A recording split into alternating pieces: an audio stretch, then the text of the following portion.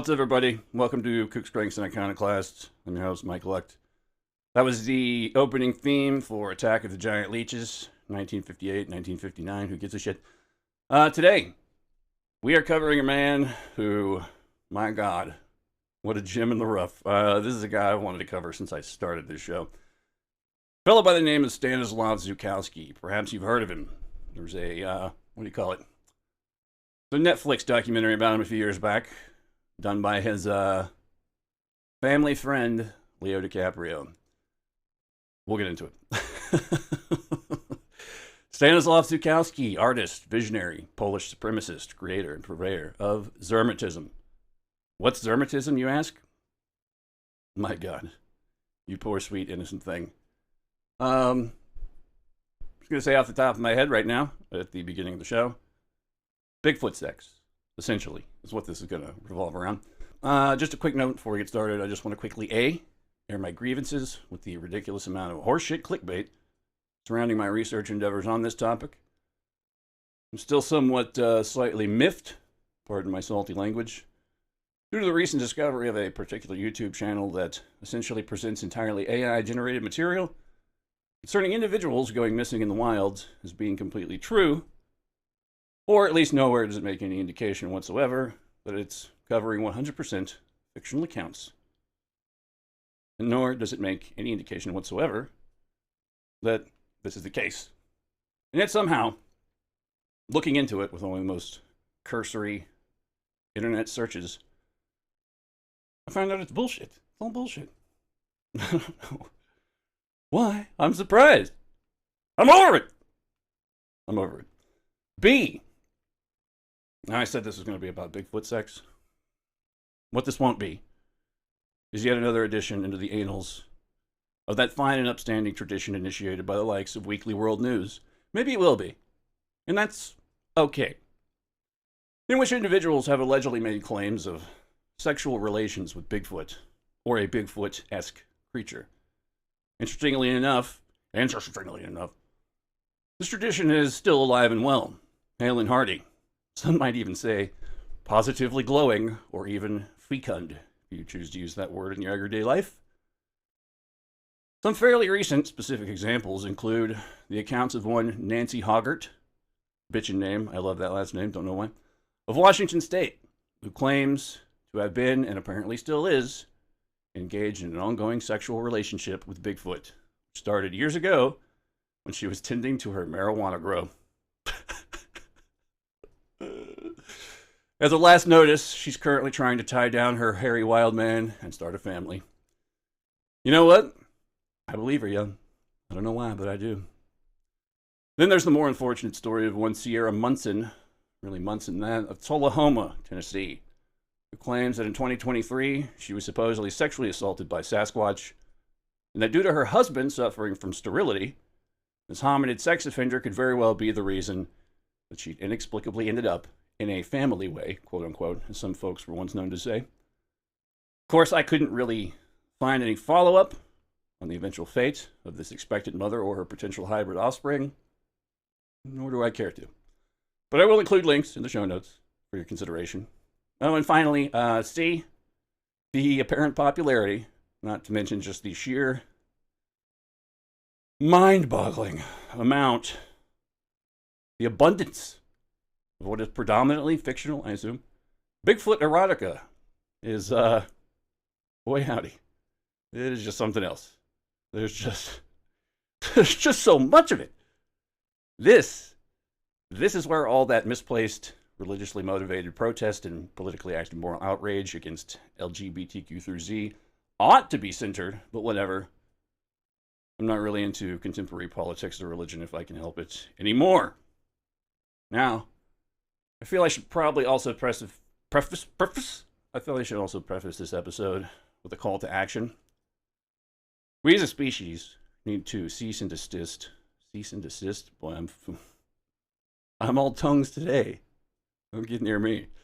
With all the hair splitting and bullshitting, we all need to come to grips with the fact that Sasquatch, the Yeti, Yeren, Yowie, Almas, Mapinguari, the Woodwoes, or the Wild Man, or woman, is maybe, probably, quite likely, very possibly, pretty much something close to essentially being an actual reality. And the evidence towards this semi-ambivalent approximation of a declaration is so abundantly extemporaneous that it's basically a skunk ape stank plunking stanking up the whole joint. By the joint, I mean planet Earth, this whole Bigfoot enigma being an independent, undomesticated man-ape production. Maybe even reproduction, huh? I'm out of breath from podcasting. I am so... I'm fucked. Let's examine the evidence before we get started, shall we? Yes? Let's shall. A. Thousands of eyewitness testimonies. If it's good enough for a court of law, then something's either really wrong or really right there. 2. Compelling evidence. Physical evidence. Unidentified hair samples. Bigfoot bodies. Yes, there's been some. Mysteriously disappear. Smithsonian? Probably. Giant skeletons. Once again. Plaster casts. Dermal ridges. It's a big one. And more. 2.5. Evidence of crude structures composed of large, whole, or broken trees. Not cut, but physically broken, as if snapped in half. Tremendous physical strength. May indicate a level of intelligence beyond what one may initially attribute to a great ape. Great ape. In my own most base of speculations, I'd go so far as to say that they may engage in, let's say, potentially ritualistic behaviors. Perhaps even quite likely possessing some rudimentary form of funerary rites, I guess you call it. One of mankind's own most ancient and well-established traditions, like the burying of their dead. As this would instigate... as this would potentially explain the apparent absence of dead specimens as physical evidence. Delta. A growing body of scientific analysis on hair samples, blood traces, skin cells, and vocalizations. 4. An ever-expanding body of video evidence that withstands extensively rigorous methods of intense verification and scrutiny. D. All of the above have been thoroughly scrutinized by highly attuned scientific-minded experts in the fields of biology, anthropology, anatomy, and biomechanics, military intelligence, cryptolinguistics, and forensics, not to mention the expert opinions of numerous experienced outdoorsmen. Can't forget them. You'll never hear the end of it. And the fact that the lamestream academic establishment has repeatedly sought to backsass, squash, or suppress such evidence at every turn only adds further fuel to the fire, as it doesn't quite jibe with current scientific dogmatism. Side note, perhaps two of the best, most lucid, and thought-provoking YouTube channels examining Bigfoot are the incomparable Bob Gimlin, as well as the incomparable Cabin in the Woods. Links in the show notes. My top picks for favorite Bigfoot research books are probably going to be anything by Joshua Cutchin. Everything he does is fascinating and well-researched. Side note. Cutchin is one of the few authors, aside from the many, we'll say, tacit implications hinted at in the Missing 411 series, who has directly addressed the very esoteric topic of possible Bigfoot abductions, predominantly of children, which, in relation to today's topic, is quite the grim prospect, I'll say. Stay tuned for an upcoming episode on the possible paranormal causes behind much of these mysterious disappearances, and instances of individuals ending up, let's say, spirited away, so to speak. It's a big hint. Final side note, apparently there's numerous recorded instances of reoccurring sightings or encounters of quote-unquote Bigfoot, or one of Bigfoot's many international non-union off-brand equivalents, seemingly appearing in the accompaniment of some variant folkloric form of a spectral lady in white. It's something I heard of, but never really looked into until this. It seemed relevant. What can I say? In other cultures, she may fall under the classification of a banshee, a yurei, fairies, elves, old hags, la llorona, and so forth. What exactly the relationship is between the two, other than randomly being seen together on rare occasions, remains a bit of a mystery. There is, however, no doubt in my mind whatsoever that any and everywhere they may go, they're very likely to be voted most in vogue hipster ghost cryptid in crowned power couple. Also, full disclosure, I just spent an agonizing 15 minutes coming up with that sentence. Not just now, but when I wrote the script. Best I could do.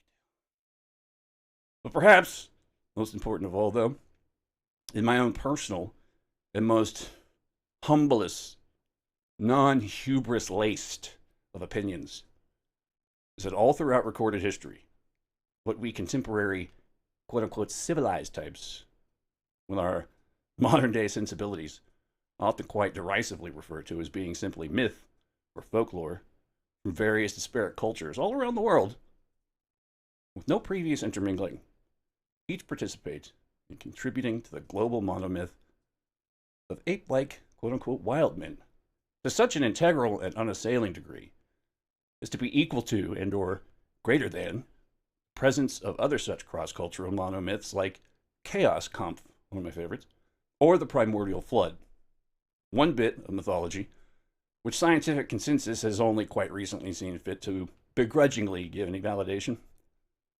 Add to this that every culture also has tales of what are separate or invisible races of a non-human nature or origin, and I can only assume that in the next few centuries at least, that so-called science will be made to look quite the fool. Quite the fool! But I digress, nevertheless. Yes, I do. Stanislav Szukalski, 1893-1987, was a Polish-born artistic prodigy whose work spanned sculpture, painting, and an expansive, eccentric theory of human origins he called Zermatism. A controversial figure in both art and intellectual circles, Szukalski's life oscillated between recognition and obscurity, traditional artistry, and radical ideation. Very radical. Szukalski displaced... God damn it. I'm a fucking mess. Szukalski displayed prodigious talent from a young age, carving a perfect figure from a pencil at age 6. I'm not quite sure. I guess he made a tiny sculpture. He was admitted to the Fine Arts Academy in Krakow as a child and quickly distinguished himself, earning awards while also challenging his teachers. I'm sure they love that. Seriously, he was probably a little know-it-all and a pain in the ass. But anyways, following his early success in Poland, he immigrated to the United States and studied at the Chicago Art Institute, where he became a leading figure in the modernist art scene. By the 1920s, Szukalski had earned acclaim from critics like those at the Chicago Literary Times and was exhibited across Europe. Despite living in the U.S., he retained a powerful influence in Poland, particularly through his formation of, and I'm definitely going to fuck this one up, Sasquatch Rogate Sers, that's Polish, means the tribe of the horned heart, a group dedicated to promoting Slavic unity under a mystical nationalist vision. He called a mystical nationalist vision he called Neuropa, which Neuropa, I'm not gonna lie, it's kind of a cool sounding name. Szukalski returned to Poland in 1935, where he established a studio in Katowice, I assume that's how you say it, under the patronage of Silesian voivode Michael Grzinski. That's kind of like a warlord, basically, at least, in the olden times. There he worked on projects for the Silesian Museum, marking the apex of his fame. However, in 1939, the little Nazi invasion, there's that thing, destroyed much of his work, and Szukalski fled back to the United States. He lived in poverty in California, taking occasional jobs in film set design and cartography, which is a weird one, whatever. One of his more interesting sculptures from this era is of Mussolini's head on the body of a wolf, or wolf-like creature, with the twin pups Romulus and Remus protected underneath his teats. Now, I'm going to say right now, if you've never heard of this guy, let me spell his name out for you. It's going to be in the, up top on the show. Szukalski. If you haven't seen any of this dude's artwork, I will admit, it's pretty fucking badass. Like, there's nothing like it. It's very unique. It's definitely worth checking out. As his public artistic career waned, Szukalski became increasingly absorbed in his magnum opus. That's what he called it, I'm sure. Zermatism, a vast pseudoscientific theory claiming to reveal the true origins of humanity. Zermatism posits that human civilization was reborn after a cataclysmic deluge, that's a big, big flood, that submerged a secondary globe, quote unquote. Oceanic lava plains is what he meant by that. Survivors from the island of Easter, the mother culture, spread across the earth to repopulate it. Central to Zermatism is the concept of proton. Okay. A universal ancestral language Szukalski claimed to have reconstructed. He believed that modern Polish preserved proton most faithfully, positioning Poland as a chosen nation akin to biblical Israel. See? Polish supremacists. I wasn't bullshitting. He interpreted words and myths from global cultures through a Polish-centric lens, often using etymological leaps to connect names like Sasquatch to their proton roots, e.g., Sa Zagladza, meaning here from destroyed. See? It all comes together, makes perfect sense. A key tenet of Zermatism is Szukalski's belief in a hostile, subhuman species descended from interbreeding between humans and apes, particularly the yeti, or Sasquatch-like creatures. These hybrids called, and I'm just get used to it now, I'm probably going to say this word like 5 or 6 different times going forward. Yetin, Y-E-T-I-N, that's Y and Y, which means sons of Yeti. And they were said to carry both physical and behavioral markers, simian features, inferiority complexes, and a pathological urge to dominate and destroy human civilization. He believed that the Yetsini had Yetinsini had historically seized power in key moments of human history, appearing as tyrants, conquerors, and most notably, Bolsheviks. Trust me, the whole Slavic Russian thing, it's going to be a recurring theme through this episode. Communism, to Szukalski, was not just a political ideology, oh no, but a biological manifestation of Yeti bloodlines. Despite this virulent narrative, Szukalski saw potential redemption. Yetinsini, he believed, could transcend their nature through participation in the arts and sciences, channeling their alienation into creative brilliance. Because, as you see, art is magic. And don't let anyone tell you otherwise. Szukalski's theories mirrored and exaggerated some of the radical scientific ambitions of his time. During the early Soviet period, figures like biologist Ilya Ivanov attempted hybridization experiments between humans and apes under state sponsorship. And we'll get into it. These efforts were justified as scientific proof of evolution and anti-religious propaganda, but also may have held deeper motives, such as eugenic transformation of society and even rejuvenation, or to put it another way, functional immortality for Soviet elites. I would like to posit a second underlying principle for this, and that is to see humans and monkeys get it on, but I'm probably wrong on that. Ivanov's experiments failed. What? Don't say. And he fell victim to Stalin's purges. Stalin?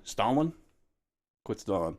Yet both he and Szukalski shared a vision that humanity could be reshaped through biology and myth. He's not wrong about that. Szukalski's ideas, though far more extreme and fantastical, reflect a similar pseudo-simian belief in the transformative power of science merged with mysticism and ethno-nationalism. Probably always be very wary when you hear that word, ethno-nationalism. Ah! Forgotten for decades, Szukalski was rediscovered in the 1970s and 80s by a new generation of artists, including members of the underground Los Angeles art scene. His works and ideas were eventually collected and published with notable support from figures like George DiCaprio and his son, Leonardo. Not that one. Leonardo DiCaprio, not the... Yeah. Culminating in the 2018 documentary Struggle, The Life and Lost Art of Szukalski. That's the Netflix doc. It's probably still around. Perhaps a far greater contribution to society are his principles of Zermatism exerting an extremely tremendous influence upon the inner cosmology and theology of the Church of the Subgenius, which in all likelihood is in fact the one and only true religion in all existence. His work continues to fascinate, provoke, and disturb, a mixture of genius and mania, visionary art, and dangerous ideology. I don't know if it's that dangerous. I would hope people don't take this that seriously. Szukalski remains a symbol of how creativity, nationalism, and myth can intersect in ways both sublime and deeply unsettling. Now, Zermatism. Let's get into it. While pessimists and proponents of de-evolution see humanity locked in a downward spiral, for the late artist Stanislav Szukalski, the damage was already done. Too fucking late. Szukalski believed that our bloodlines had long been corrupted, not merely by lesser human elements, I don't know what he means by that, other than Sasquatch or Yeti, I hope, but by something far more troubling. Apes. Okay. According to his theory, human history is a continuous struggle between true humans and a subhuman species called the yetis, beings with ape ancestry who still walk among us today. They speak our language, integrate into society, and even rise to positions of power, yet certain physical traits betray them as gluttonous anthropoids. And while most humans are too distracted, naive, or blind to see the truth, Szukalski claimed to see it clearly. Clearly! Yet another case of I'm so special. A visionary artist, Szukalski was also the self-declared founder of Zermatism and the discoverer of Proton, primordial language of humanity.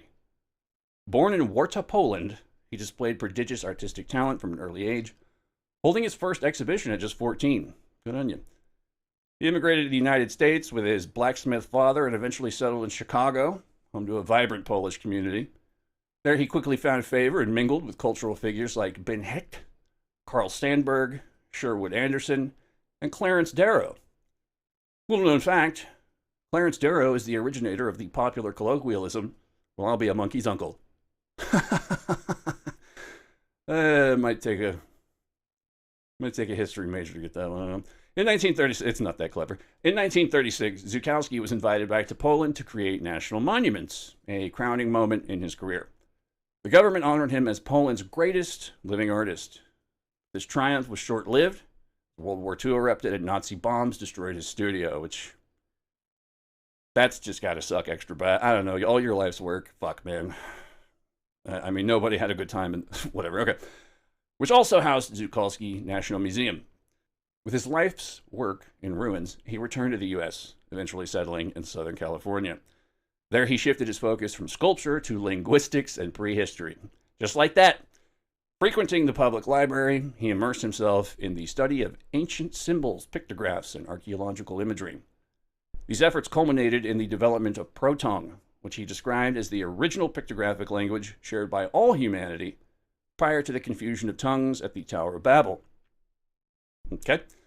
Szukalski spent his remaining years obsessively refining his theories, largely unrecognized, isolated, and driven, living in what he bitterly referred to as the cultural Siberia of Burbank, California, where they filmed The Tonight Show, if that tells you anything. He died at the age of 93, leaving behind a strange and singular legacy of visionary art and arcane ideas.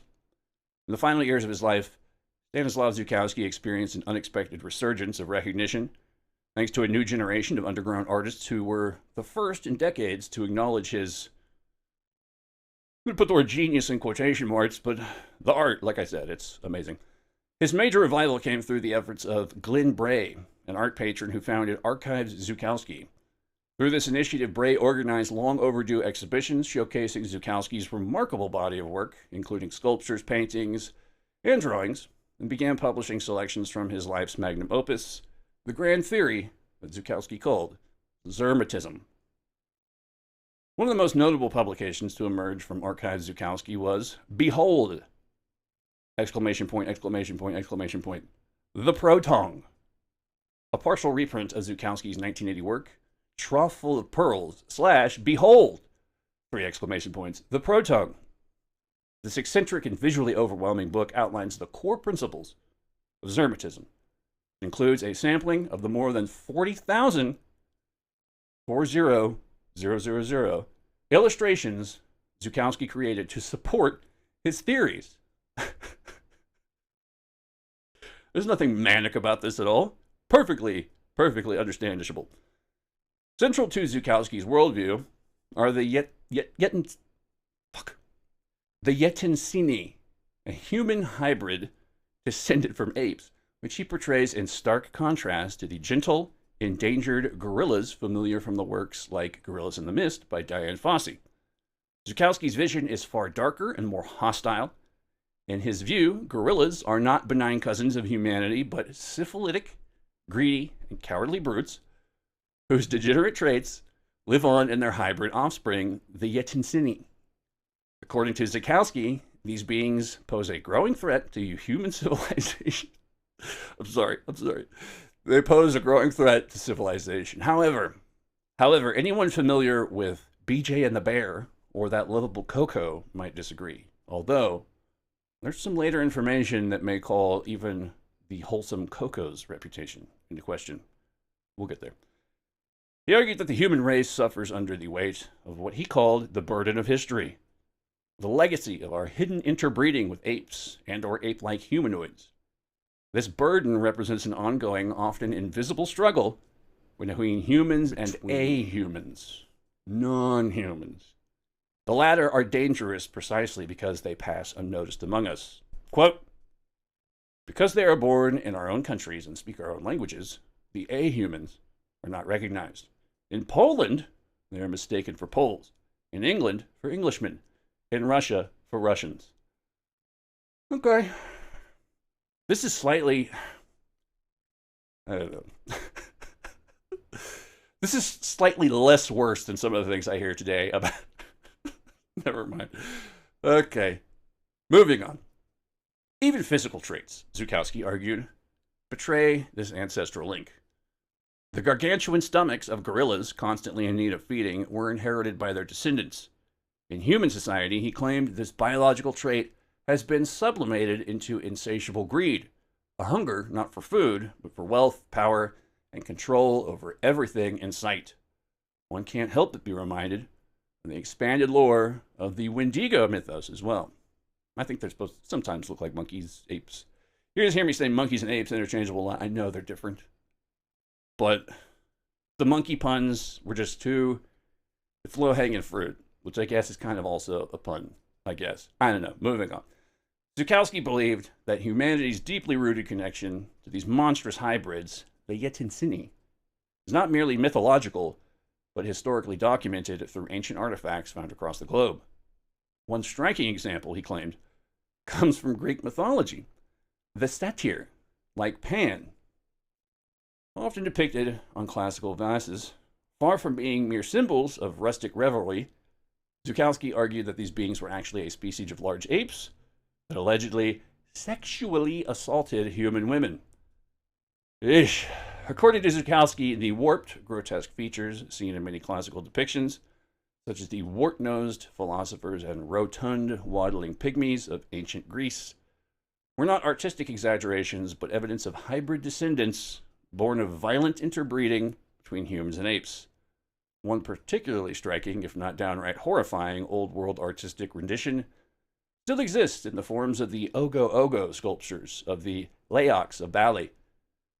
They are quite disturbing. Something about them. I don't know why. Maybe it's the anatomical correctness of most of them. He also proposed that the crossbreeding was not always forced. Oh boy. In some cases, female yeti were alluring enough to seduce human males who mated with them willingly. These unions, Szukalski claimed, produced a new hybrid species. He referred to them as man-apes, or man-apes, a grotesque fusion of man and ape. Szukalski enthusiastically cataloged the traits he believed marked these descendants: an undercut nose, elongated upper lip, long torso, short upper arms, wart-like nasal features, potbelly, and in rare cases, even a vestigial tail. I'm pretty sure he owned one of those things to measure people's heads. You know what I'm talking about. In his view, such individuals often rose to positions of power, not to uplift humanity, but to subvert it. According to Szukalski, these man-ape hybrids tend to become dictators, political agitators, and subversive agents, frequently aligning with ideologies like communism. Communism. Communism. You're going to hear a lot. Their persistent, deep-seated opposition to human virtue and progress, he argued, lies at the root of civilization's greatest hardships, past, present, and those still to come. According to Szukalski, the entire arc of human history is marked by endless conflicts. Conflicts he attributes not to mere human failings, but to a deeper, more insidious cause, the elemental enemies of mankind, the yetis, these hybrids born of the ancient interbreeding, we'll say, whether some nice, hot, consensual or otherwise. Yeah. They now live among us, indistinguishable from our fellow countrymen. Speaking our languages and adopting our customs, they go largely unrecognized, yet they are, in Szukalski's eyes, the architects of civilization's downfall. Nothing less than that. These descendants of the Yeti, he argued, are the masterminds behind the great ideological upheavals of modern history. It is they who conceive of the isms in our world. Communism, socialism, nihilism, anarchism, which leads to subversion, revolution, treason, and war. Their ultimate goal, Szukalski warned, is the complete destruction of culture and civilization, a process they pursue with chilling patience and cunning, with great vigor. To Szukalski, such beings must never be allowed to hold power. He insisted that once identified, yetis should be permanently barred from entering politics or military service, as they lack all the refined traits of true humanity. What they retain instead, he claimed, are ferocious appetites, vengeful motives, and a deep-seated inferiority complex that drives them to infiltrate institutions not to serve, but to seek revenge. They only enter public service, he wrote, to secure positions that allow them to gloat in vengeance for their obsessive psychosis of inferiority. Once empowered, they bide their time, waiting for the opportunity to exterminate handsome mankind by the millions. Holy shit. In Szukalski's worldview, many infamous historical figures fall into this category of dangerous yetis, including Karl Marx, go figure, didn't see that one coming, Mao Zedong, and another one, Friedrich Nietzsche, Mikhail Bakunin, Peter Kropotkin, I believe Charles Manson as well, all seen as agents of destruction motivated by resentment rather than enlightenment. Interestingly, while Szukalski saw them as a political threat, he did not entirely reject their place in human society. Oh, that's awful big of you. In fact, he believed that these beings might excel in the arts and literature. Their persistent feelings of exclusion and rejection, he argued, created fertile ground for creative brilliance. Oh. Quote, it's frightfully inferiority-obsessed males and females who never succeed in winning the affection of beautiful human partners. They dwell in constant longing for the impossible, Szukalski wrote.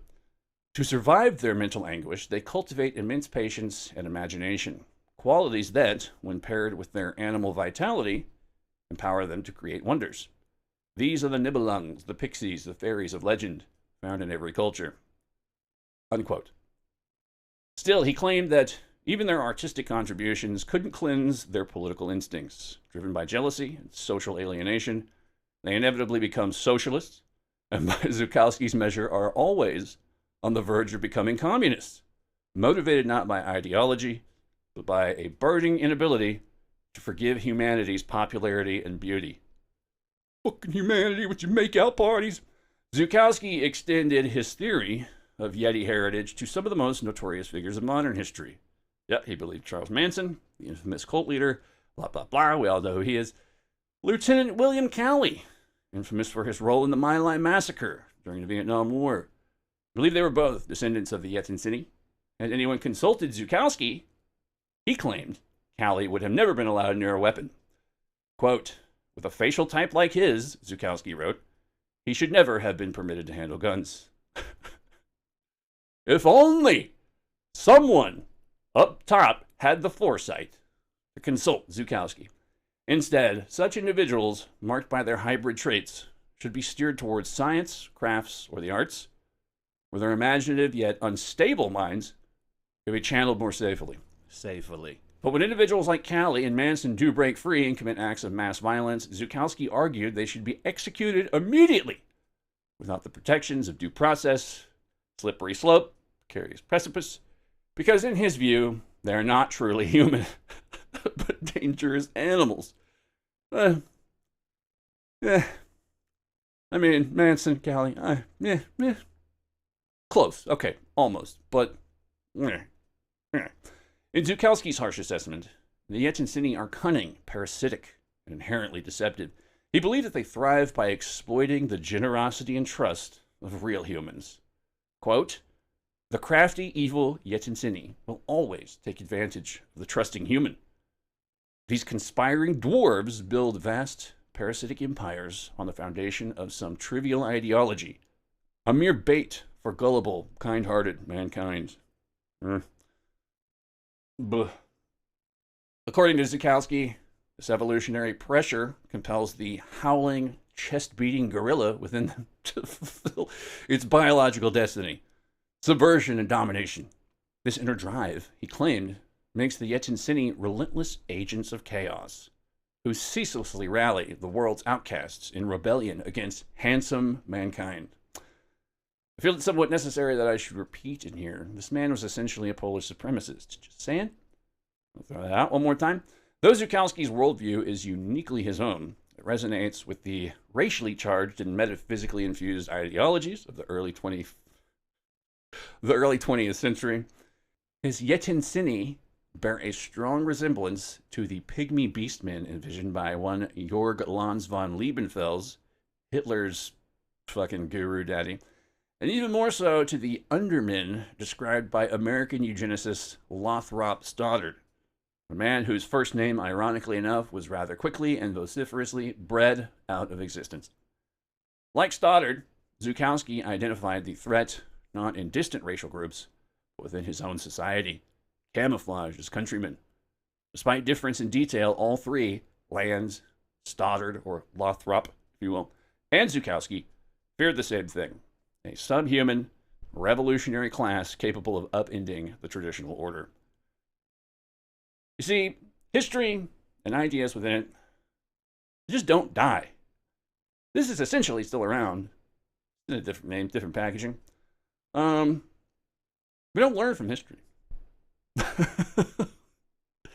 one of the reasons I started this podcast, because even a fucking just a weird motherfucker, and his weird ideas, you can learn a lot from a whack motherfucker. Basically, that's what I'll boil it down to. Anyways, in this way, Szukalski aligned himself ideologically with theosophists, metaphysical racists. There's a lot of them.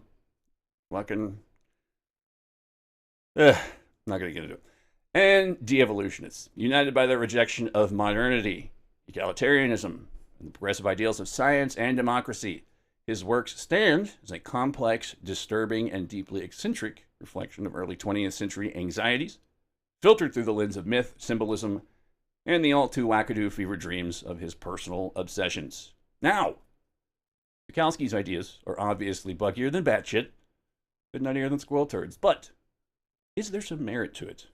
Well, in 2011, there came along a little something called the Neanderthal predation theory, which is essentially the same thing. The Neanderthal predation theory was proposed by one Danny Venturmini, an Australian researcher, in his 2009 book, Them and Us. It is a speculative theory that suggests an evolutionary arms race between anatomically modern humans, or Homo sapiens, and Neanderthals, or Homo neanderthalensis, driven not by competition over resources or interbreeding, but by Neanderthal predation, the idea that Neanderthals hunted, killed, and ate early modern humans. And to put this as delicately as I possibly can, you can bet your bright red baboon ass that the term predation encapsulates a, shall we say, reproductive aspect as well. Okay, just wanted to make sure everyone knew what the fuck I was talking about. According to Venturmini, This predation was a key selective pressure that led to the emergence of modern human behavior, including aggression, group cohesion, tool-making, and cultural evolution. In essence, early humans developed complex traits in response to being hunted by Neanderthals. The core claims of Neanderthal predation theory are that Neanderthals were apex predators in Ice Age Eurasia, with physical superiority, e.g., strength, night vision, cold tolerance, etc. Fucking superhuman, essentially. Well, not human. You know what I mean. In essence, they looked like roided out rabid Sasquatches, or yetis, or yarans, or yowies. Oh my. Or the Central and South American Mapinguari, except those have backwards feet. Part of a folklore thing. People can't follow them. Unique amongst these types of individuals. Monkey, ape, you know what I'm talking about. This particular variety of Neanderthal is essentially the monstrous primordial memory deep within the collective unconscious of man, which inspired the myths and legends of cannibalistic beastmen in the vein of trolls, ogres, orcs, etc., what have you. They hunted and ate modern humans, particularly during Homo sapiens' migration into Europe. This predation lasted for tens of thousands of years, especially between 100,000 and 30,000 years ago. Modern human behavior and biology, language, empathy, aggression, creativity, tribalism, evolved rapidly as an adaptive response to Neanderthal predation. Neanderthals were not close relatives to us in behavior or temperament. They were more quote-unquote animal-like than modern reconstructionists suggest. Vendramini also challenges the traditional view that Neanderthals looked similar to humans. Using forensic reconstruction techniques, he claimed they likely looked quite alien and terrifying. Quote-unquote apex predators rather than gentle relatives. Kind of like how we've been picturing dinosaurs wrong this whole time. Like they look more like birds and have feathers, etc. Shit like that. I digress. Amazingly, there is some evidence cited for this theory. While NPT, Neanderthal predation theory, is speculative and widely rejected. Widely rejected in mainstream paleoanthropology, here's what Vendramini and some proponents cite as potential supporting evidence. 1. Trauma and cannibalism in Neanderthals. Some Neanderthal sites, e.g. Moulaguerque in France, El Cedron in Spain, show evidence of cannibalism, including defleshed bones and cut marks. However, cannibalism appears to be mostly Neanderthal on Neanderthal, not Neanderthal on human. Stop Neanderthal on Neanderthal crime. Yeah, it's fine. Okay. Anatomical superiority of Neanderthals. Neanderthals were stronger and more robust than Homo sapiens. They had larger eye sockets, possibly indicating better night vision. These traits could hypothetically make them effective predators, including of other hominins. 3. Rapid evolution of modern human behavior. Homo sapiens developed sophisticated tools, art, symbolic behavior, and language in a relatively short evolutionary window. NPT, Neanderthal predation theory, proposes evolution under pressure from a predator as an explanation for this abrupt cognitive leap. 4. Mitochondrial bottlenecks. We all know about those, right? Some genetic data shows population bottlenecks in early humans, suggesting high mortality or selective pressure. NPT, I think you got it by now, speculates this may be due to predation. Mainstream scientists have largely rejected NPT due to a lack of credible evidence and strong counterarguments, such as lack of direct evidence. That's a big one. No archaeological site has yielded unequivocal evidence that Neanderthals preyed on Homo sapiens. The vast majority of Neanderthal cannibalism appears to be intraspecies, aka, once again, Neanderthal on Neanderthal violent crime, often under extreme conditions like starvation. Coexistence and interbreeding. Genetic evidence shows interbreeding between Neanderthals and Homo sapiens, e.g. 1 to 2% Neanderthal DNA in most non-African humans. This suggests interaction, not extermination. If Neanderthals were predatory monsters, interbreeding seems less likely, especially mutual or consensual. Nice, hot, consensual. Cultural similarity. Neanderthals used tools, buried their dead, and possibly had symbolic culture. These findings contradict the portrayal of Neanderthals as purely bestial predators. 4. alternative explanations for human advancement.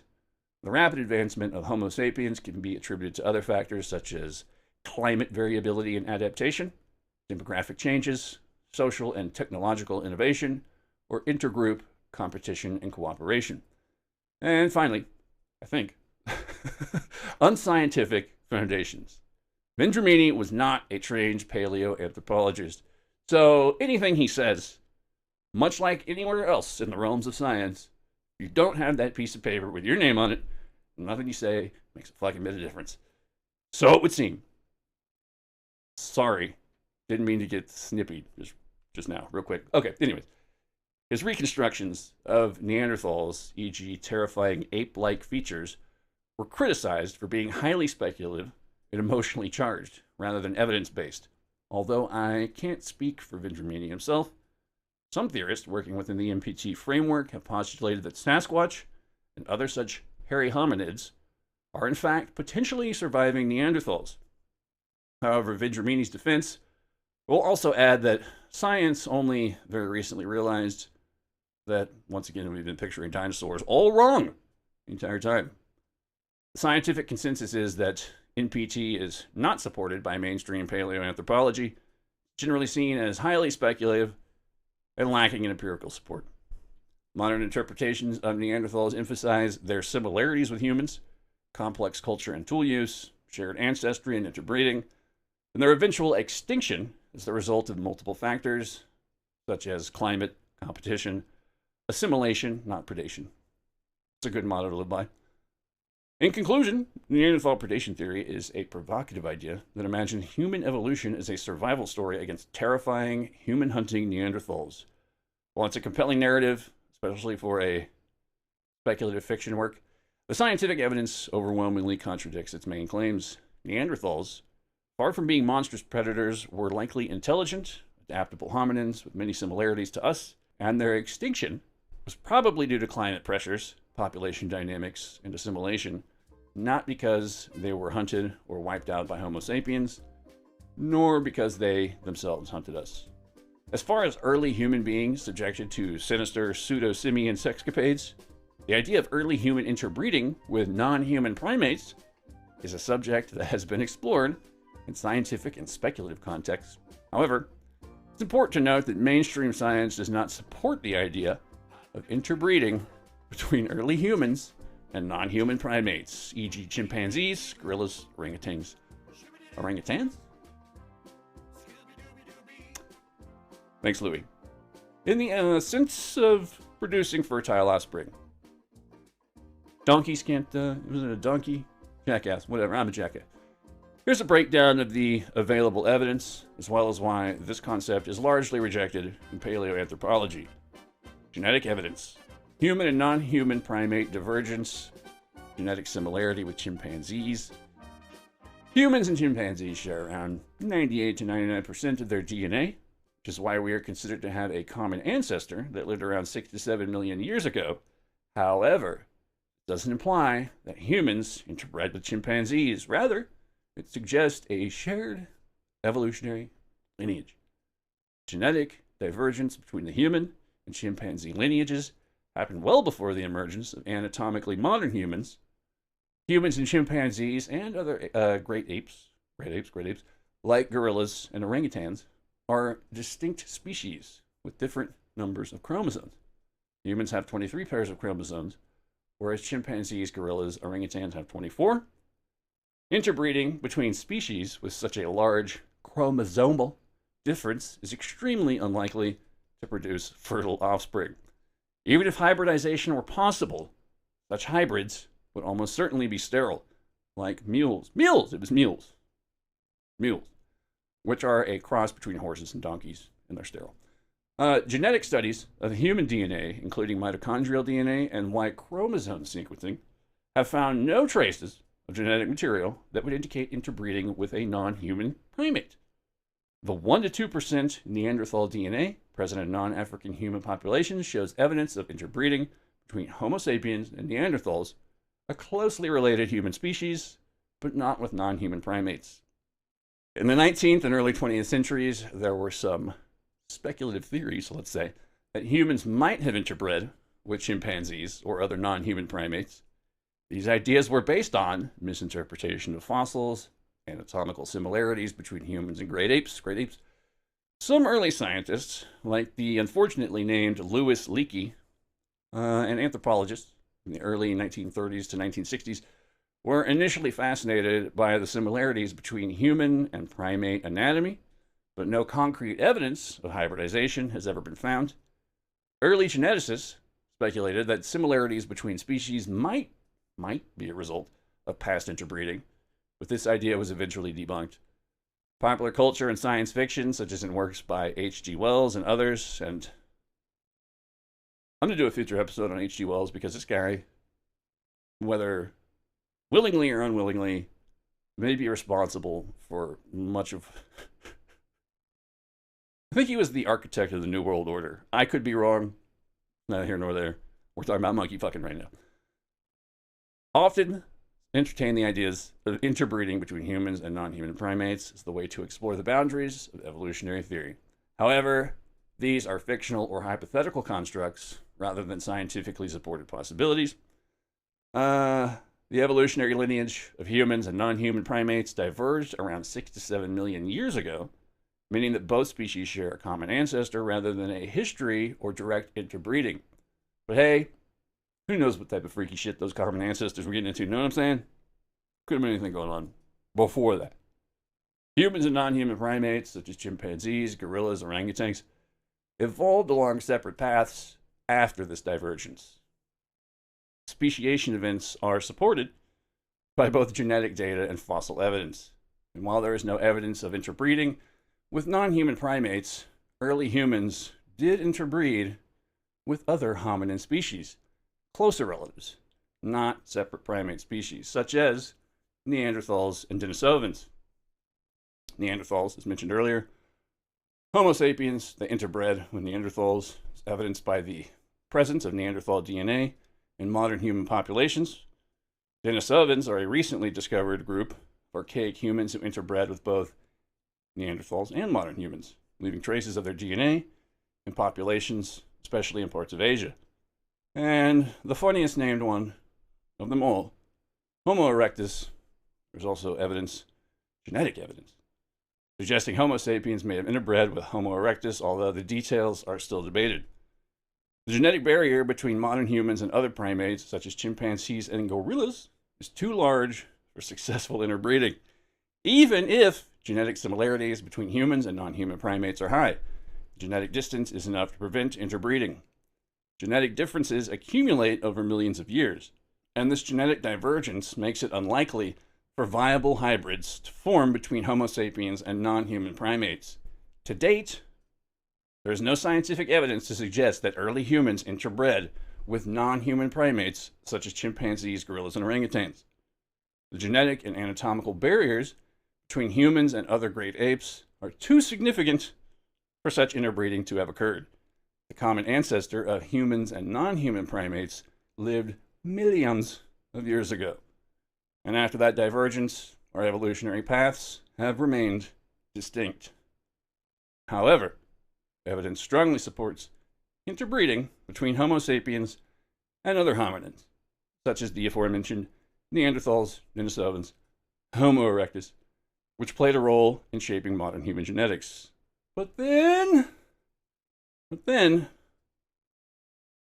not too long ago,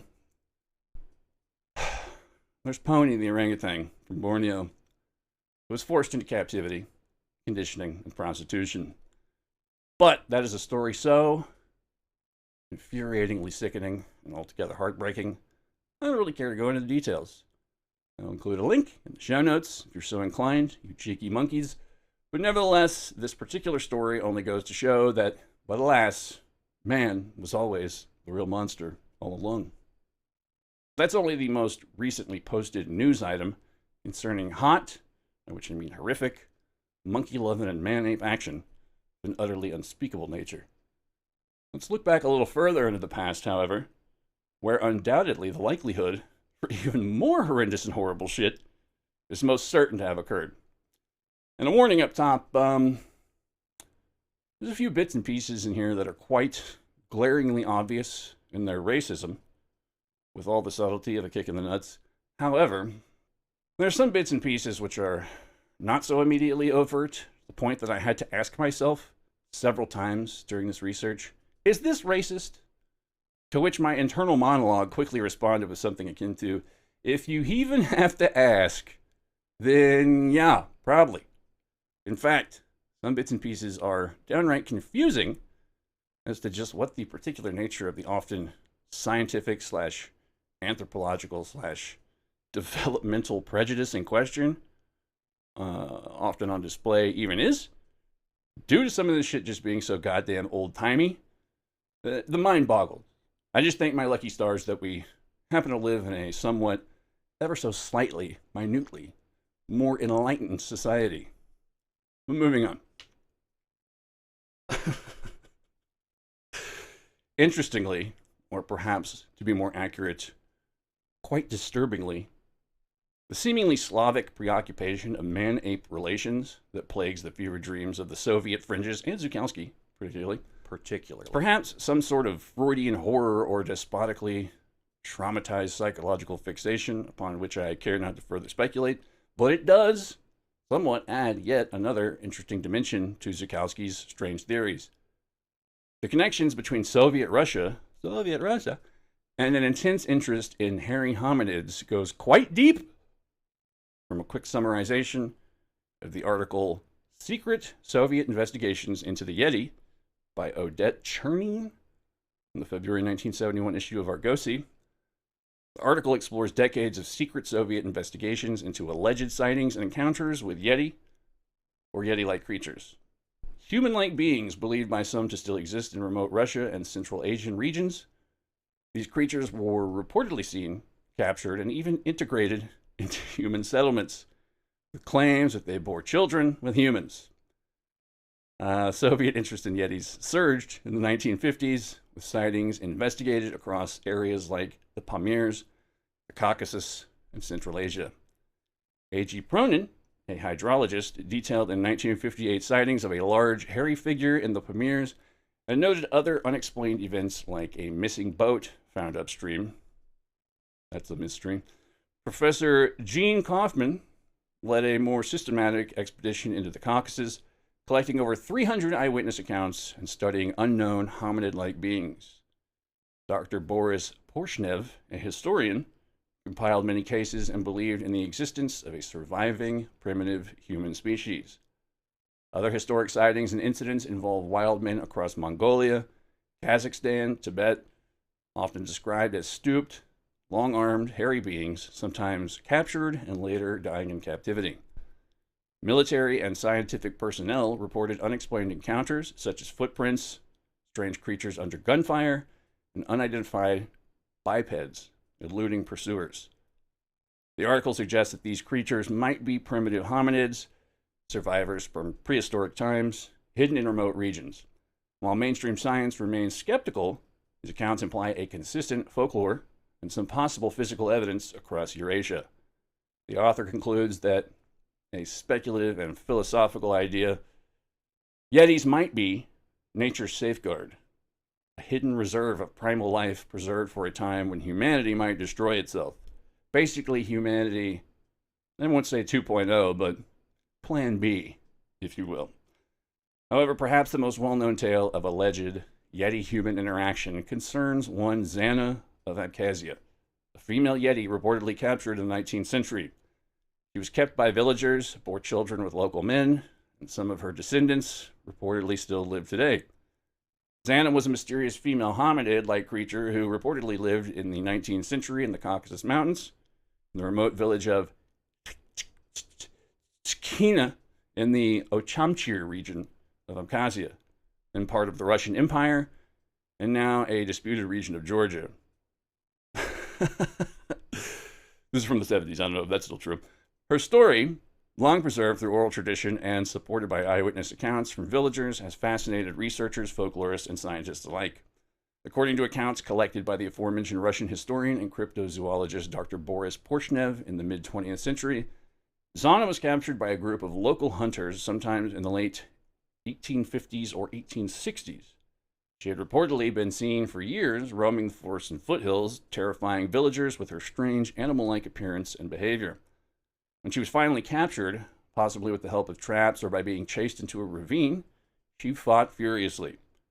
Descriptions say that she had immense strength, taller than average, over 6 feet, with a powerful build, long arms, and an ape-like gait. Her skin was a dark grayish-black color, and her body was covered in reddish-black hair. She could not speak, but made grunting or howling noises. The villagers thought she was either a forest spirit, a wild woman, or perhaps even something demonic. 'Cause we always go there, don't we? Ugh. After her capture, Xana was reportedly kept in a cage for some time due to her violent behavior. I would too. If I were kept in a cage, whatever. She acted more like a wild animal than a human, tearing apart her clothes, digging a hole in the ground to sleep in, and attacking anyone who came too close. She was fed by throwing food to her from a distance. Over a period of about 3 years, Xana gradually grew more docile. She was eventually allowed to roam within a fenced enclosure near the home of the nobleman Edgi Gnaba, who reportedly took possession of her and kept her as a kind of wild pet. Later, she was allowed to move freely around the village. She even learned to speak a recognizable language, although she understood simple commands. Villagers noted that she could not tolerate warm indoor spaces and always preferred to be outside, regardless of the weather. Her strength remained extraordinary. She could outrun a horse, carry heavy sacks of grain on her back with ease, and swim across icy rivers without hesitation. Her teeth were massive, capable of cracking bones. Jesus, terrifying. She had no signs of aging, even into her later years, no gray hair or loss of vigor. One of the most startling aspects of Xana's story is that she bore children fathered by local men, allegedly through coercion or exploitation rather than mutual consent. Once again, proving that man was the real monster all along. She gave birth several times. At first, the infants did not survive, reportedly because Xana would instinctively wash them in the freezing river immediately after birth, a practice thought to be fatal to the newborns. Yeah, no shit. Eventually, the villagers began taking the infants from her as soon as they were born. 4 of these children, 2 sons and 2 daughters, survived and were raised among the villagers. They were named Quit or Kvit, Dzana, Gamasa, and Sabina. Her children were said to be strong, intelligent, and socially functional, though they bore some physical differences from typical humans. Broad builds, dark skin, slightly unusual facial features, and remarkable physical endurance. Kvit, Xana's son, lived until 1954, and some researchers claim to have met people who remembered him. The case of Xana attracted serious interest from Soviet researchers, because, fucking of course it did, especially in the 1960s and 70s, as reports were compiled and anthropologists attempted to verify her story. Dr. Porshnev and later Igor Burtsev, another well-known Russian hominologist, pursued leads in the Caucasus. Burtsev and others eventually claimed to have located Xana's burial site, and more importantly, the grave of her son, Kvit. In the late 1990s and early 2000s, a partial exhumation of Kvit's remains were conducted. His skull was analyzed, and God damn it. It's those compass things that they measure people's skulls with, and fucking they just keep coming up. Not here necessarily, just in my life and things I look at. His skull was analyzed and showed, not on purpose either. His skull was analyzed and showed some unusual archaic traits, a robust jaw, broad cheekbones, and overall cranial features more consistent with early Homo sapiens or even Neanderthal morphology than modern humans. In 2013, Oxford University's Brian Sykes, a geneticist, conducted DNA analysis on Kvit's remains. The results showed that Kvit was fully human. His DNA was consistent with modern Homo sapiens, though with African maternal ancestry. This raised new questions. Was Xana perhaps a runaway African slave or servant brought to the Caucasus during the Ottoman Empire? This is what I was talking about earlier. Get into it now. Or was her appearance and behavior due to some rare genetic disorder or a relict hominid ancestry? Sykes left the question partially open. Good call. Noticing the mystery was still unresolved. While genetics suggested modern human ancestry, the cultural memory and physical descriptions remain difficult to reconcile with such an explanation. Xana's story remains a haunting puzzle in the lore of all wild men and the search for relic hominids. Was she a surviving member of a primitive human species like Homo erectus or Neanderthal-like relict? Or was her story something altogether much more horrible and fucked up? Was she a modern human with hypertrichosis, excessive hair growth, or severe cognitive or social developmental differences? She had been a marginalized or enslaved African woman suffering from trauma and cultural misplacement. Much of the same holds true for a more recent example in the guise of one Maria de Jesus, born in 1964 and living in Belo Horizonte in the Gerais? Really fucked that up. State of Brazil. It's in Brazil. Brazil. She's a mystery. Where am I recording this now? She is a mystery to all scientific and medical specialists, none of whom have been able to explain the paradox of this girl, who has more characteristics of a simian than a human being. Oddly enough, there are also photographs of an alleged ape man from Brazil circa 1937, though I cannot confirm the authenticity of said photographs. There's also the anthropological study of one Ozo the Denisovan from the mid-20th century. However, the majority of primary sources are in French and also start to set my is this racist / insensitive / outdated quote-unquote scientific research senses a tingling. But oh, this scientifically scatological Slavic simian sex circus, oh fuck, I almost had it. This scientifically scatological Slavic simian sex circus does not end quite yet. This has all the makings of a sensational tale. Classified documents. Tyrannical Soviet leader, a fervent zoologist, determined to engineer a half-human, half-ape being. When Ilya Ivanov's controversial experiments to create such a hybrid were revealed in the 1990s through newly accessible Russian archives, the media exploded with dramatic coverage. Ivanov was branded the Red Frankenstein, and reports abounded with claims that his work aimed to produce super-strong, ape-like soldiers, what the Sun in London dubbed Stalin's mutant ape army. I believe the Sun is one of the more reputable tabloids. They're all shit, whatever. Fuck Rupert Murdoch. Anyways, okay. I don't even know if he owns that, but still fuck him.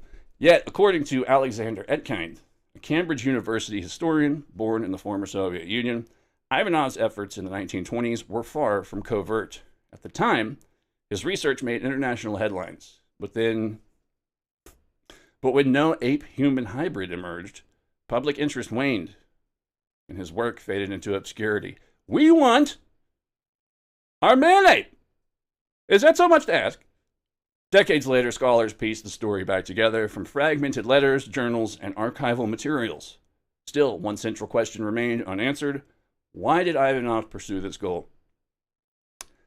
Etkind believes he has found the answer, as detailed in Studies in History and Philosophy of Biological and Biomedical Sciences, Volume 39, page 205. In the early 20th century, Ivanov was globally recognized for his pioneering work in the original field of AI, the original AI, artificial insemination. After refining his techniques, he sought to... You didn't see that coming, huh? After refining his techniques, he sought to explore their broader applications. First major endeavor involved improving Russia's livestock using semen from elite stallions. Soon after, he turned to hybridization using AI, I'm going to call it AI the whole time, to experiment with breeding closely related species. His efforts produced unusual hybrids, a European bison cow called a zubron, a zebra donkey cross called a zedonk, and other combinations involving rodents and rabbits, red-ass baboons called a redonkulus badonkadonk. No, not really, but I'm sure it was strongly considered at some point. By 1910, Ivanov had begun publicly speculating about the possibility of creating a human-ape hybrid. At that point, it was theoretical. God, I hope it's still theoretical. I hope it's just theoretical and always will be. But after the Russian Revolution and a decade of social upheaval, Ivanov began to make practical plans. Oh God, no, not practical. In 1924, he submitted a formal proposal to the Soviet government. Despite resistance from many in the scientific community, key Bolshevik officials approved his plan and even funded an expedition to Africa to acquire apes. In February 1926, Ivanov embarked on his journey. He stopped first in Paris, securing backing from the directors of the Pasteur Institute gaining access to chimpanzees at its new research facility in Guinea, part of French West Africa. Arriving in Guinea in late March, Ivanov found the chimps too young for breeding and resolved to return later in the year to capture adult specimens. So, despite it all being weird as fuck, I guess there was some moral compass there. Fuck. That summer, Ivanov remained in Paris, dividing his time between the Pasteur Institute, where he studied techniques for capturing and handling apes, and collaborating with the famed surgeon Serge Voronov. More on him later. Voronov had become notorious for his quote-unquote rejuvenation therapy, which involved grafting slices of ape testicles, or ape testicle tissue, into wealthy elderly men in hopes of restoring vitality. This rather strongly mirrors the similar fad procedures taking place like hotcakes in America, where quote-unquote Dr. John R. Brinkley was surgically inserting goat testicles into old withered rich guys' old withered scrotums, and just one of the many, many old-timey insane prototypes of what would ultimately culminate in the invention of Viagra. In a particularly infamous experiment that summer, Ivanov and Voronov transplanted a woman's ovary into a chimpanzee named Nora and inseminated her with human sperm. Yikes. Poor Nora. Oh my God. They named him too. As the public in those days had fuck all else to do, they waited eagerly for results as the press turned its attention to Ivanov's outlandish project. The idea of a human-ape hybrid was both disturbing and enthralling. You're half right. Could it actually be done? Were humans truly so closely related to apes? And what exactly were the Soviets trying to achieve? In November, Ivanov returned to Guinea, managed to capture several chimpanzees, and after significant difficulty, succeeded in artificially inseminating 3 of them. By then, he had conceived an even more audacious experiment. God. To inseminate human women with chimpanzee sperm. Knowing that no local woman would willingly agree, called that one, motherfucker, Ivanov planned to carry out the procedure under the guise of a medical examination. However, the French colonial governor quickly intervened and banned the attempt. Thus enters and exits perhaps one of the only individuals close to a quote-unquote hero in this entire story. None of the 3 chimpanzees became pregnant. Disheartened, that's the right word for it, I'm sure. Disheartened, Ivanov returned to the Soviet Union with 20 chimpanzees intended to populate a new primate nursery in the subtropical Republic of Abkhazia, where Xana lived. Remember? Realizing his best hope of creating a human-ape hybrid was now dependent on Soviet women who might volunteer in the name of science. He began searching for new participants. Ultimately, only 4 chimps survived the journey to Abkhazia. While the nursery worked to acquire more apes, Ivanov sought volunteers. This will blow your fucking mind. At least 5 women reportedly agreed to take part in this experiment. I'm assuming all for the glory of the motherland? I guess. Although the nursery eventually obtained a small collection of apes, they failed to thrive in captivity. By the time Ivanov was ready to proceed, only 1 adult male remained, a 26-year-old orangutan named Tarzan. Undeterred, Ivanov prepared to move forward. But then, tragedy struck. Tarzan suffered a brain hemorrhage and died. Sometimes I stumble across a sentence so nice, I gotta say it twice. Tarzan suffered a brain hemorrhage and died. The story behind it is sad, but the sentence itself makes me smile. Ivanov sent a grim telegram, to the woman chosen for the procedure. The orang has died, it says. We are looking for a replacement. Though more chimpanzees arrived in 1930, Ivanov's plans were cut short. That year, he was swept up in the Stalinist purge, scientist, and exiled to Kazakhstan. He was released in 1931, but died shortly afterwards. Poor guy. You can just hear the Curb theme behind all that. So what drove Ivanov's obsession with creating a human-ape hybrid? And more importantly, why did the Soviet authorities support him? When Ivanov first presented his proposal to the Academy of Sciences, boy, it'd be a fly on the wall, that one, huh? He framed it as an experiment to confirm human evolution from apes. Quote, if you could cross a human with an ape and produce viable offspring, it would definitively prove Darwin's theory of how closely related we are, explains Etkin. When he appealed to the Soviet government, Ivanov emphasized that such proof would undermine religious beliefs, a key ideological goal for the Bolsheviks, who were waging an aggressive campaign to eliminate religion. Successful experiment would not only elevate Soviet scientific prestige, but also provide powerful anti-religious propaganda. Also, that infamous idiot Lysenko was pretty high up in the ranks. You know, I don't really know the mind state of most people in history back then. I'm sure it was predominantly, duh. No, kidding. But to make a monkey, ape, great ape, and a human, and have offspring would essentially put the kibosh on religion.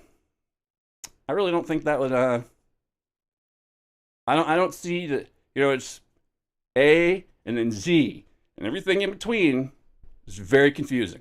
Very, very confusing. That's just me. I don't know. Maybe I don't see the big picture. That motive alone may seem sufficient. Yet Etkin noticed that others have speculated about a more personal motive among the aging Soviet elite. Quote, there's a theory that Ivanov was sent to Africa to collect apes for gland extraction, part of rejuvenation treatments. With the nut slices and whatnot. The Kremlin's medical staff did experiment with such procedures, and Ivanov had known ties to Serge Voronov, who famously grafted ape glands into wealthy men in pursuit of restored vitality. Still, Etkin remains skeptical.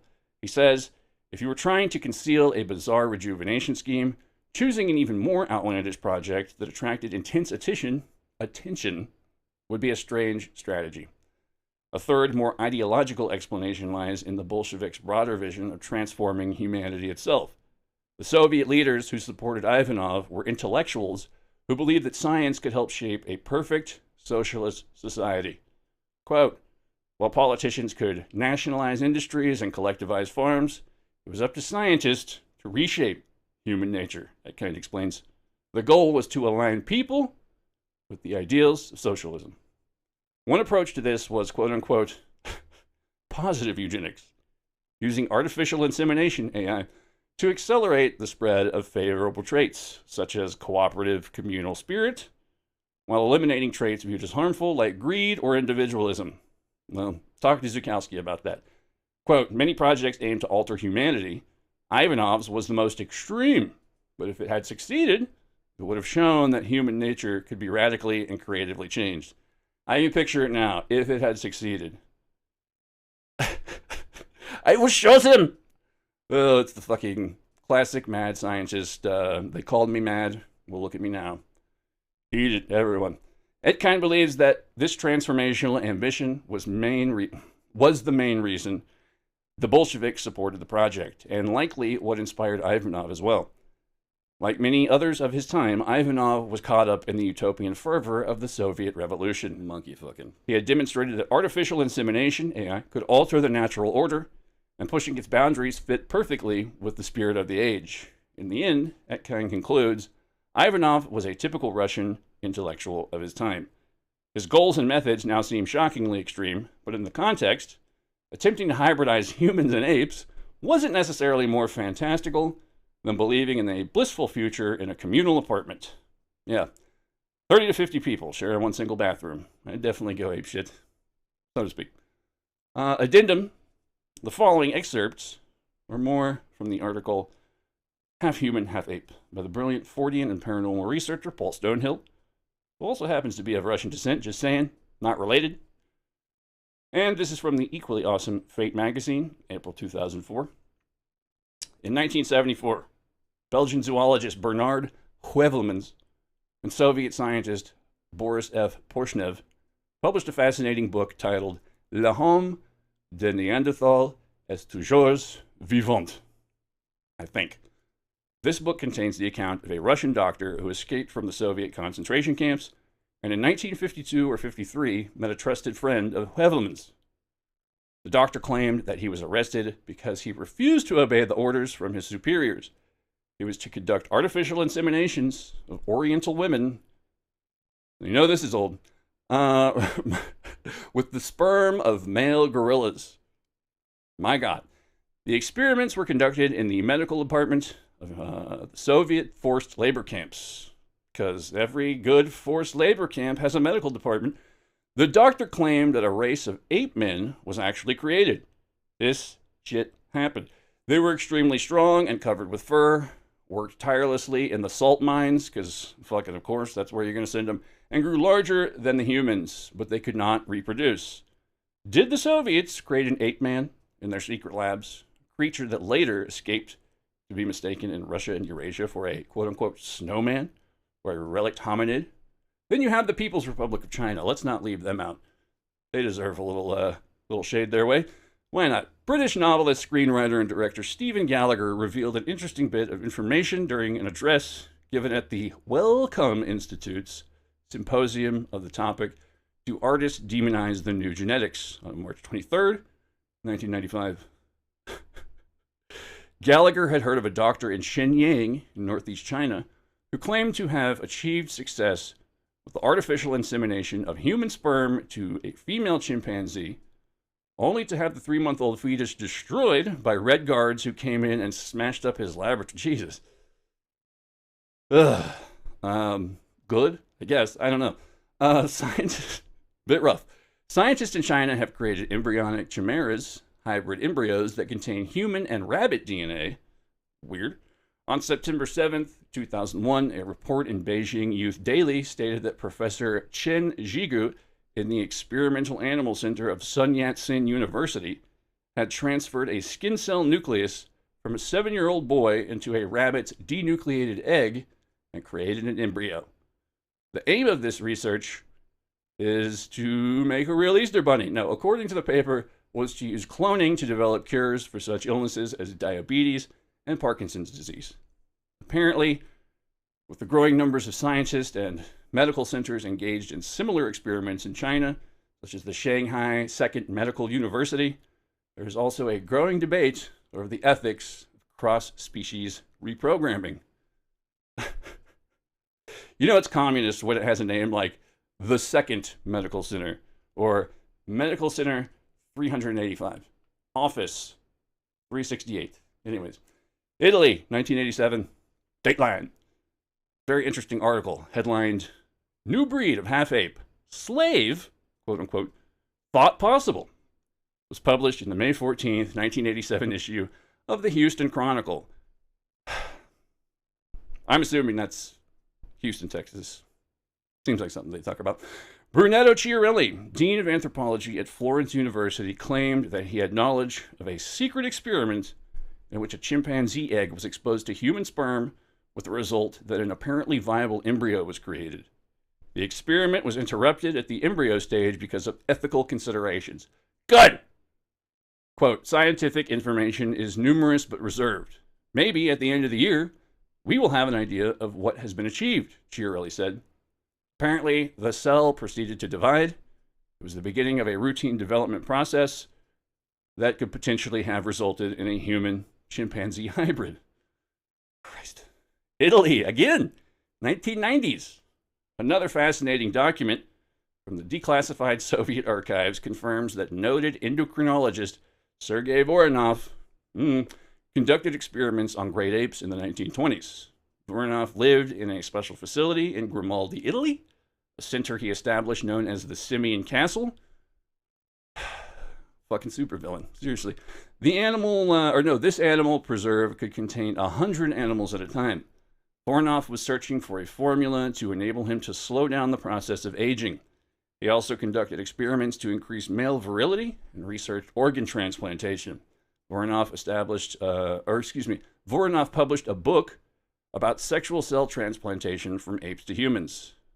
Ventimiglia is a small Italian town on the Ligurian Sea in the Italian Riviera near the French border.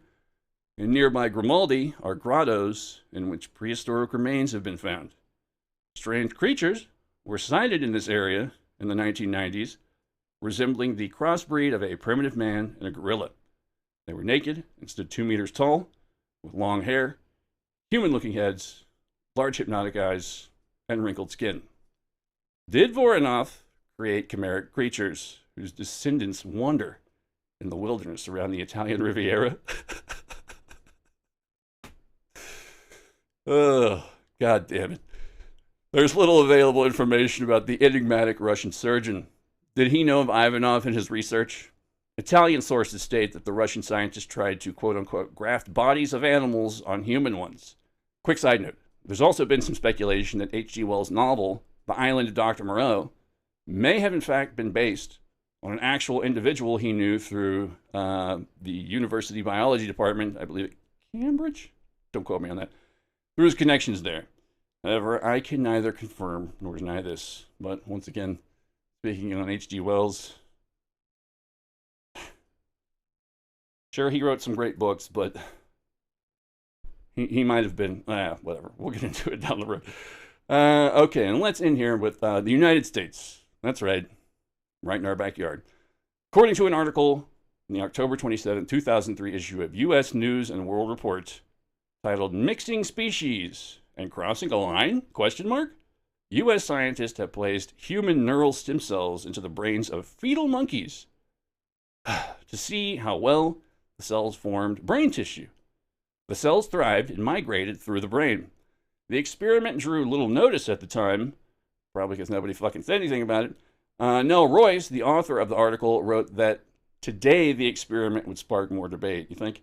Scientists in Advanced Cell Technology, an American biotechnology company in Massachusetts, had previously, 98, mixed human cells and cow eggs in an attempt similar to the Chinese experiments described above to make hybrid embryos as a source of stem cells. The genes activated and the egg began to divide in the normal way up to the 32 cell stage at which it was destroyed. Life begins at...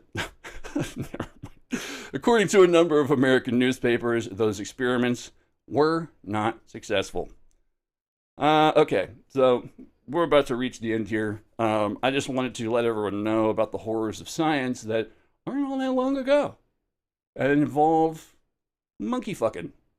I know they're great apes. I just like saying monkey fucking. Just roll with me on it.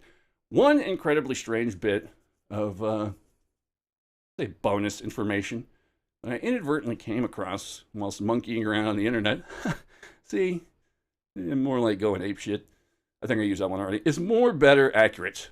In any sense, this next bit is odd no matter how you slice it, and it didn't quite fit anywhere else. In researching certain famous primates, there's quite a few, I came across this strange little section of Wikipedia on the page of everyone's favorite and lovable primate subjugated and imprisoned in the name of science, and on top of that, saddled with the existential dread of learning communication with humans. You know her and love her. It's the gorilla of your dreams. It's Coco. And part of the article entry states, quote, like other apes raised by humans, Coco did not develop the sexual instincts of an ape raised in the wild. According to Francine Patterson, one of her primary handlers and potential weirdo, she developed several crushes on human men. For example, Coco maintained a near constant vigil by the trailer window when a favorite workman was expected to show and blew him kisses after he arrived. Well, it's kind of cute, kind of sweet.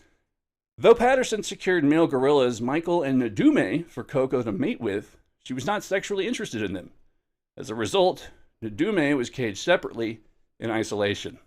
Oh, poor Nadume. Also, R.I.P. Harambe. But keep your kids out of the gorilla cage. I don't know. Is that hard? Coco was also reported to have a preoccupation with human nipples, likely a result of her disconnect from other gorillas. In 2005, 3 female staff members at the Gorilla Foundation, I found this on Wikipedia, by the way. I don't know if I mentioned that. It's up there. 3 female staff members of the Gorilla Foundation, where Coco resided, filed lawsuits against the organization, alleging that they were pressured to reveal their nipples to Coco by the organization's executive director, the aforementioned Francine Patterson, among other violations of labor law. The lawsuit alleged that in response to signing from Coco, Patterson pressured Keller and Alperin, two of the female staff, to flash the ape. Quote, "Oh yes, Coco, Nancy has nipples. Nancy can show you her nipples," Patterson reportedly said on one occasion. And on another, "Coco, you see my nipples all the time. You are probably bored with my nipples. You need to see new nipples. I will turn my back so Kendra can show you her nipples." Unquote. Shortly thereafter, a third woman filed suit, alleging that upon being first introduced to Coco, Patterson told her that Coco was communicating that she wanted to see the woman's nipples, pressuring her to submit to Coco's demands and informing her that, quote, "Everyone does it around here." When the woman briefly lifted her t-shirt, flashing her undergarments, Patterson admonished the woman and reiterated that Coco wanted to see her bare-ass nipples. When the woman relented and showed her breasts to Coco, Patterson commented, quote, "Oh, look, Coco, she has big nipples." Jesus. This happened. Oh my God. Okay. On another occasion, one of the gorilla's handlers told the woman that Coco wanted to be alone with her. When the woman went to Coco's enclosure, Coco began to squat and breathe heavily. Okay. The lawsuits were settled out of court. I'd imagine so. When asked to comment on the matter, gorilla expert Kristen Lucas said that other gorillas are not known to have had a similar nipple fixation. A former caregiver stated that Patterson would interpret the sign for nipple as a sound like people when notable donors were present. Just what the fuck kind of hippie free love freak beat research institute is this? Jesus, just leave the fucking apes alone. If this is how the Planet of the Apes gets started, I shudder to think just what some of the lost or forgotten chapters of that alternative history happen to depict. In closing, it's that fucking Patterson lady. That's who did it. She's the one behind all of it. In closing, if I may, I'd like to leave you all with a bit of wisdom from the Sutra of the Diamond Yeti, a text that forms part of the corpus of Yeti Sattva literature. The exact origins of the text are occluded. Some scholars believe that these texts represent an alternative branch of tantric belief hidden during the CIA's roughly handled operations in Nepal during the period preceding the current Dalai Lama's escape. References to the Yeti Sattva have been discovered in a number of texts which were made obscure due to inaccurate translations. However, one nugget of this eternal wisdom has seemingly been preserved over the ages, which states, "Thusly civilized beings are liberated without measure, without number, and to no end. However, truly no civilized beings gain liberation." And, to quote a rather clever, yet insightfully thoughtful comment I saw on Reddit or YouTube or some shit, instead of asking, "Where is Sasquatch?" maybe we should be asking, "How is Sasquatch?" We should all strive to be just a little more in touch with the natural world around us. And it may just take a Sasquatch to show us all the way. That's going to be it for this episode, ladies and gentlemen. I hope you enjoyed it. A little more bare bones. Like I said, I had to do a lot more research, and it just led some, obviously, you just listened to it, fucking weird places. So, yeah, thanks for listening, everybody. Love you guys. Appreciate you guys coming in, listening, and coming back with us every week. Fucking tops. You guys are the tops. It's gold. If you want to get a hold of us, you can email us at kooksandcranks@gmail.com. And we'll be back next week with I don't know what. But it'll be something weird. You can bet that. Thanks for listening, everybody. Love you guys. See you next week.